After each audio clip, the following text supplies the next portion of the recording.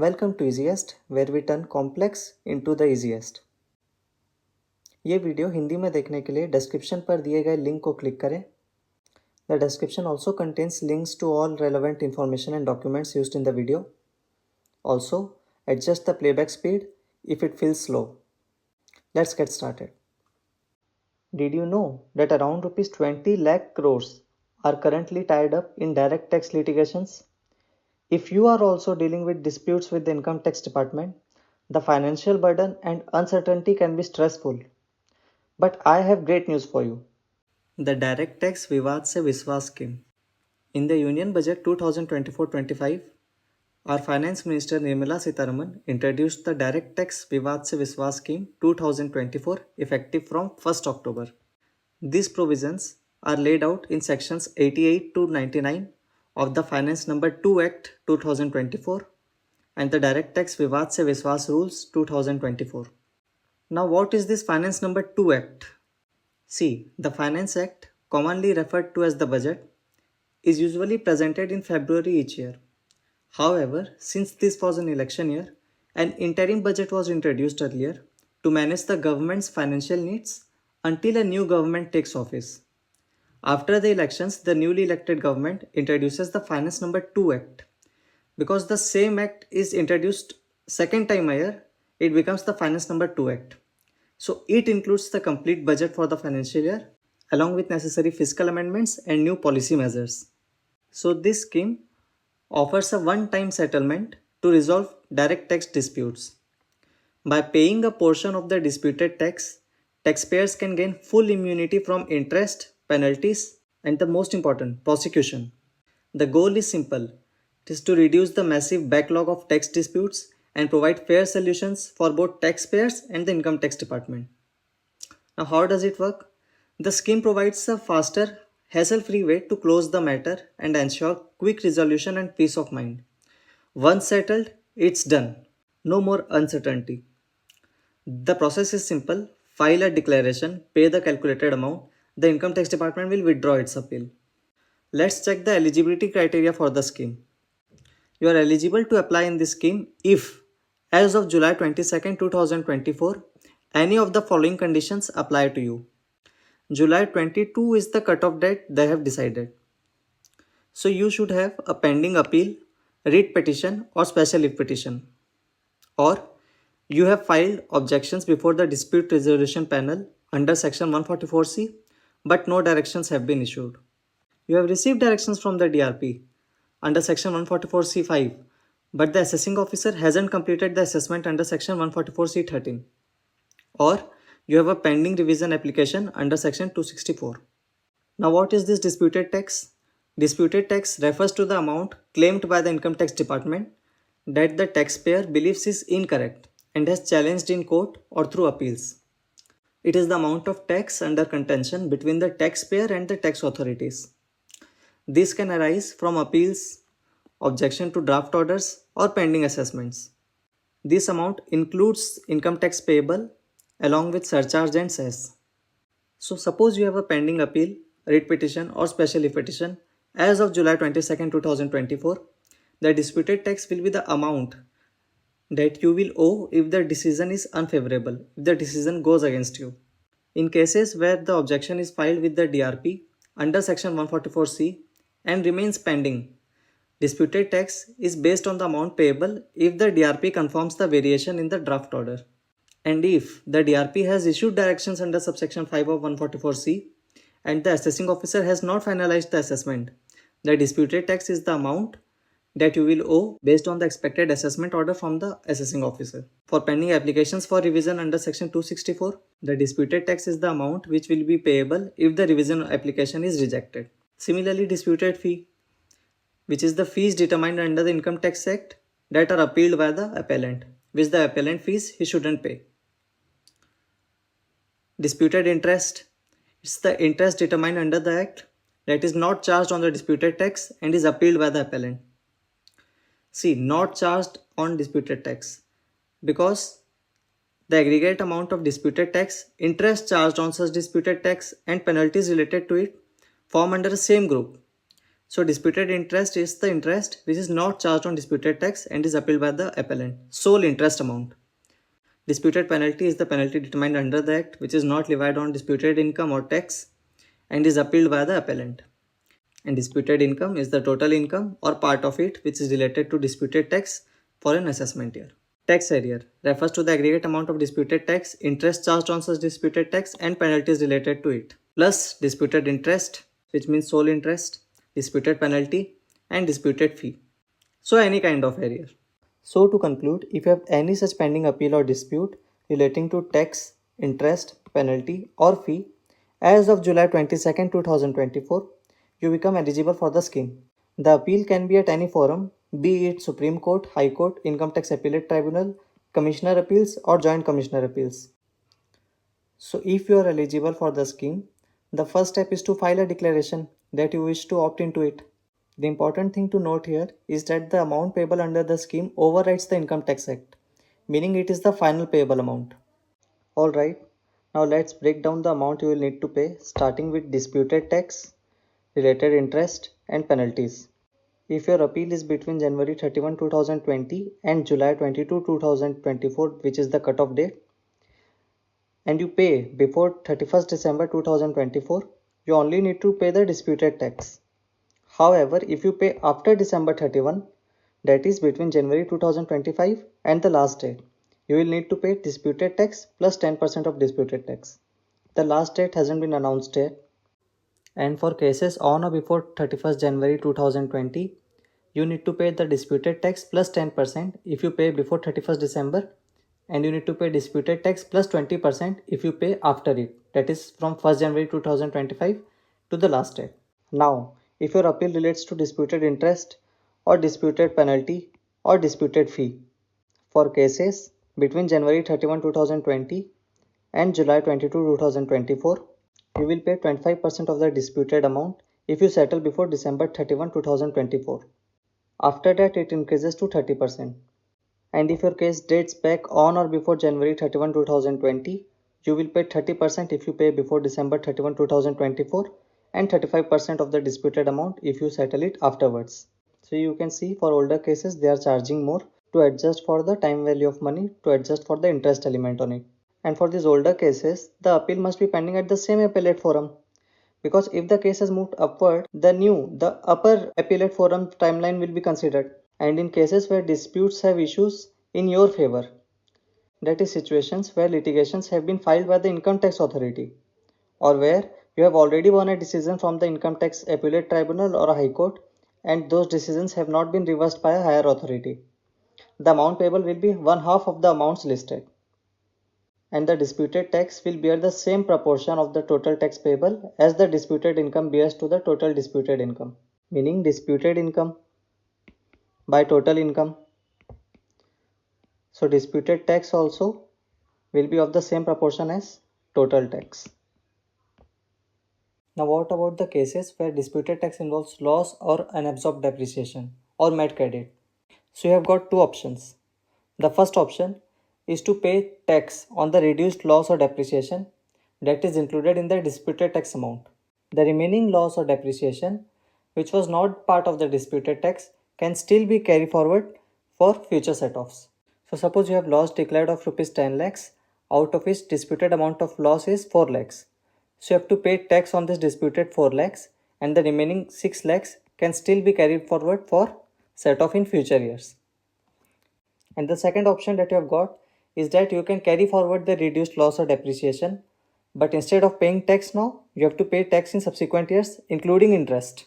However, in this case, the WDV of assets, the written down value of assets, will not increase by the reduced amount, so that you don't claim depreciation on this. Now for cases which involves MAT credit reduction under sections 115 JAA or 115 JD, the process is similar. The first option is to reduce the MAT credit in dispute. You can reduce the disputed amount from your available MAT credit, and the remaining MAT credit that is not disputed can still be carried forward and used in the future. And the second option is to carry forward the reduced MAT credit, but you have to pay tax on it, including surcharge, cess and interest in subsequent years. Now, if such reductions relates to issues that are decided in your favor, that are in your favor, meaning you have already won or have a favorable outcome in certain disputes. Only half of the deduction amount will be considered. So now, suppose you have disputed loss of 5 lakh rupees and the issue has been resolved in your favor. So just by paying tax on rupees 2.5 lakhs, that is half the amount, you can get the dispute resolved. So now since you have understood the amount payable, you might have certain questions regarding which I would like to share my observations. That is, for disputes concerning interest, penalties or fees, you need to pay 25% of the amount, disputed amount, which seems like a fair deal, a good deal, right? But what about the disputes related to tax? You still need to pay 100% of the disputed tax. So you might be wondering, what's the point of this scheme if I have to pay the full tax amount? Well, here's the benefit. While the scheme requires 100% payment of the disputed tax, it comes with significant savings on interest and penalties on it. The interest and penalties would accumulate, which could double the amount owed. By settling through this scheme, you can avoid these additional charges.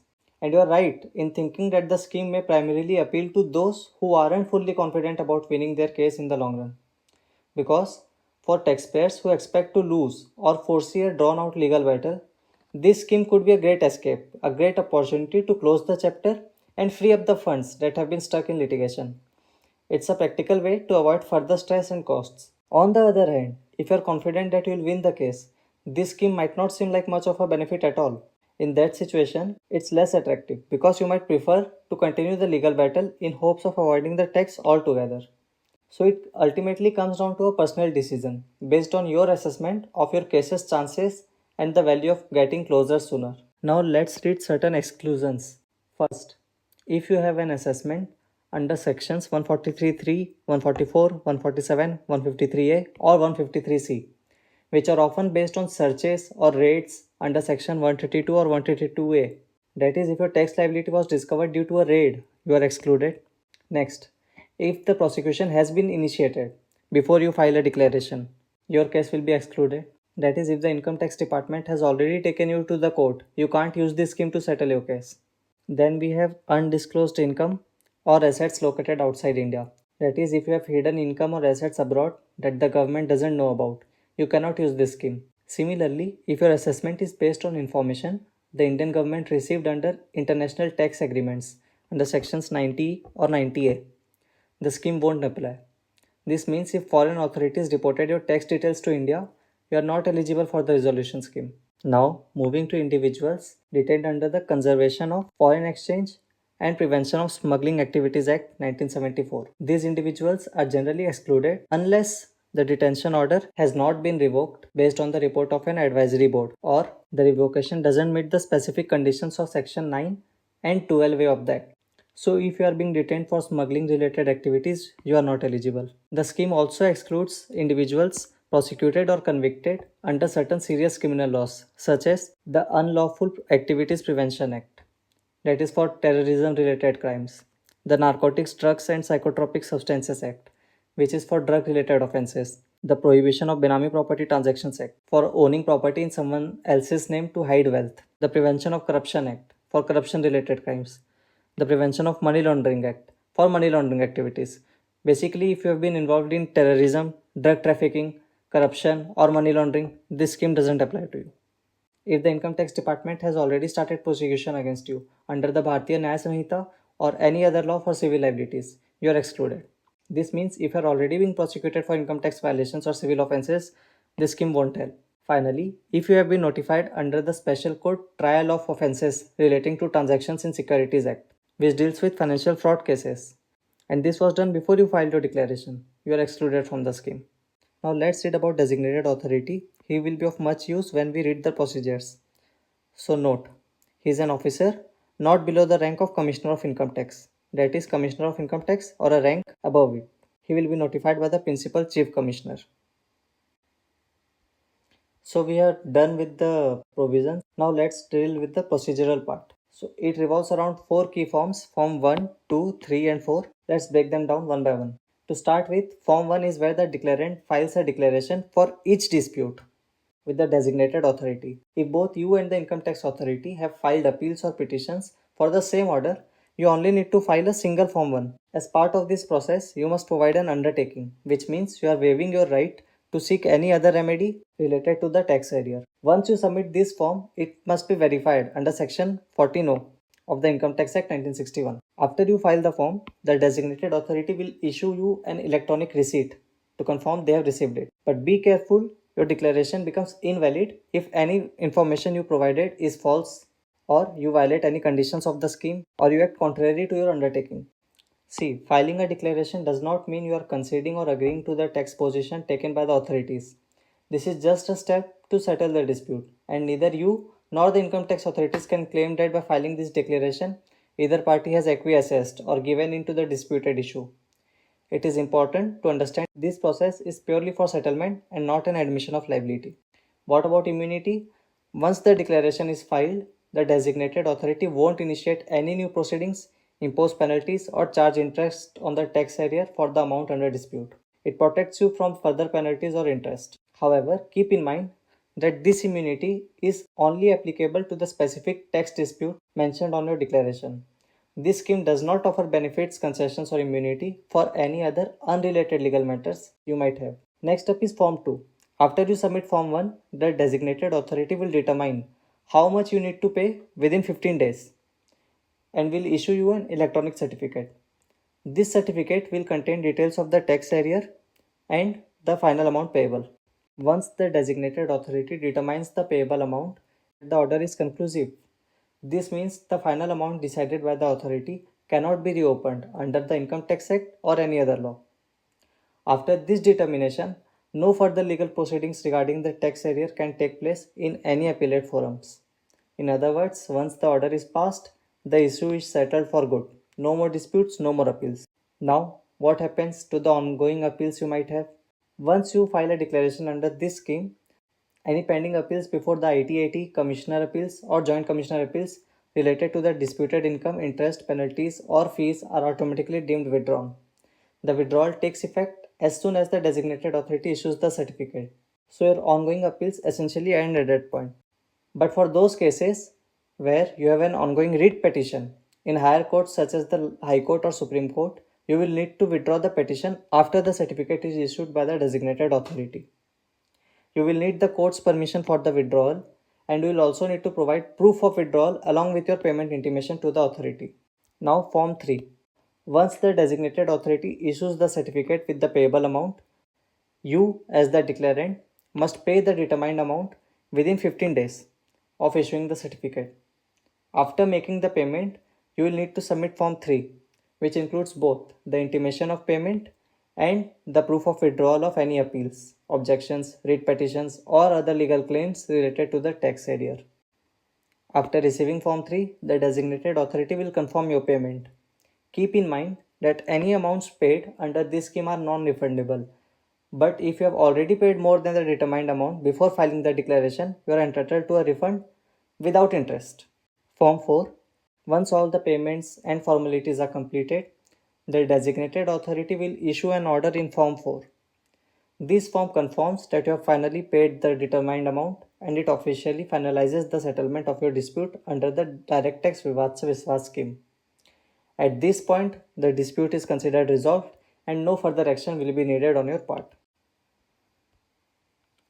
All these forms, that is Forms 1 to 4, can easily be accessed and submitted electronically through the Income Tax Department's e-filing portal. The Principal Director General of Income Tax Systems or the Director General of Income Tax Systems will be responsible for setting up the necessary procedures, formats, and standards for submitting and verifying Forms 1 to 4. They will also ensure the implementation of essential security policies, archival policies, and retrieval policies to maintain the integrity and confidentiality of your data. Now the least important part, where we discuss the power of CBDT and central government. While the CBDT can issue directions or orders to income tax authorities, it cannot mandate a specific outcome for individual cases. This means that while they can guide the process, each case will still be assessed based on its unique circumstances. Additionally, the CBDT has the authority to issue general or special orders aimed at facilitating revenue collection and may relax certain provisions if deemed necessary for public interest. On the other hand, the central government can issue orders to address any difficulties that arise during the implementation of the scheme, provided these orders are consistent with the scheme's objectives. However, any such order cannot be issued after 2 years from the scheme's commencement. All orders issued under this provision must be laid before each House of Parliament, ensuring transparency and accountability. Furthermore, the central government has the authority to make rules for implementing the scheme through notifications in the official gazette. These rules can cover various aspects, including determination of disputed tax, set-offs, and loss or depreciation under the Income Tax Act, calculation methods in cases of disputes where issues are in favor of the declarant, procedures for forms and verification methods for declarations and undertakings, forms for certificates and payment intimations, calculation methods for payable amounts, any other method as prescribed. These rules must be presented before both Houses of Parliament for a minimum of 30 days. They are subject to modifications or annulments, but this will not affect any prior valid actions taken under those rules. So that's all. That's the essence of the scheme. Thanks for watching. If you have any questions, you can leave in the comments below. I'll be happy to answer. Thank you, and I'll see you in the next one.